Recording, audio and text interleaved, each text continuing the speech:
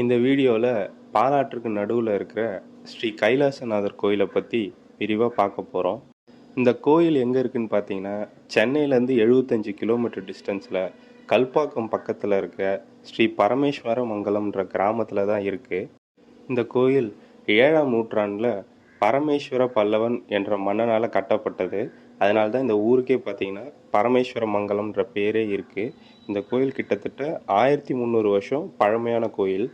இந்த கோயிலுடைய தல வரலாறு என்னன்னு பார்த்தீங்கன்னா, கைலாசத்துலேருந்து பூமிக்கு வந்த ஈசன் பாலாற்றுக்கு நடுவில் இருக்கிற ஒரு மணல் திட்டில் அமைஞ்சு தியானத்தில் இருந்தாராம். அப்போ பார்த்தீங்கன்னா வர்ணபெருமான் மழையாக பொழிஞ்சு அவரை சந்தோஷப்படுத்தினதாகவும், அதுக்கு ஈசன் அவருக்கு என்ன வர வேண்டும் என்று கேட்டதாகவும், அதுக்கு அவர் இங்கேயே தங்கி மக்களுக்கு அருள் பாலிக்கணும்னு கேட்டதுனால ஈசன் அங்கேயே சிவலிங்கமாக ஆனது தான் இந்த கோயிலுடைய வரலாறு. கைலாசத்துலேருந்து வந்ததுனால தான் இங்கே இருக்கிற இந்த கோயிலுக்கு கைலாசநாதர் என்ற பேரே வந்தது. இந்த கோயிலுடைய டைமிங் பார்த்தீங்கன்னா காலையில் 6 மணிலேருந்து 9 மணி வரைக்கும், மற்றும் ஈவினிங் பார்த்தீங்கன்னா 4:30 மணிலேருந்து 7 மணி வரைக்கும் தான் இந்த கோயில் திறந்துருக்கும்.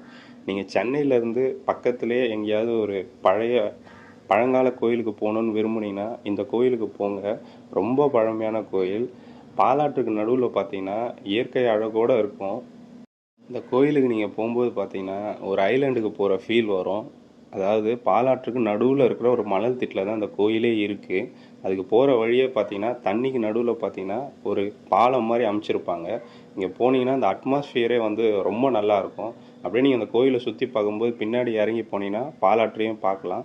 ரொம்ப அழகான கோயில். உங்களுக்கு டைம் இருந்தால் கண்டிப்பாக அந்த கோயிலை ஒரு தடவை போய் பாருங்கள். தேங்க்யூ.